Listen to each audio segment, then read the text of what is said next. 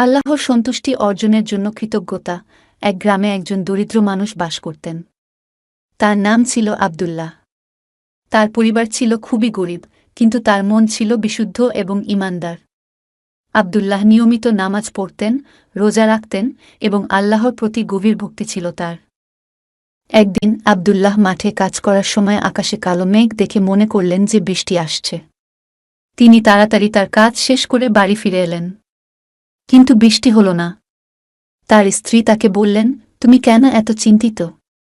আল্লাহ আমাদের পরীক্ষা নিচ্ছেন, সবর করো। কিছুদিন পর আব্দুল্লাহ আবার মাঠে কাজ করছিলেন। এবারও আকাশে কালো মেঘ দেখা দিল। তিনি তার কাজ থামিয়ে আল্লাহর প্রতি কৃতজ্ঞতা প্রকাশ করে বললেন, হে আল্লাহ, আমি তোমার প্রতি কৃতজ্ঞ, তুমি আমাদের সব সময় রক্ষা করো। এবার সত্যিই বৃষ্টি শুরু হল এবং তাদের ক্ষেতগুলো ভরে গেল পানিতে। আব্দুল্লাহ তার স্ত্রীকে বললেন, আল্লাহ আমাদের পরীক্ষায় সফল করেছেন, আমরা তার প্রতি সবসময় কৃতজ্ঞ থাকব। এই গল্পটি আমাদের শিখায় যে জীবনের সব অবস্থায় আমাদের আল্লাহর প্রতি কৃতজ্ঞ থাকা উচিত।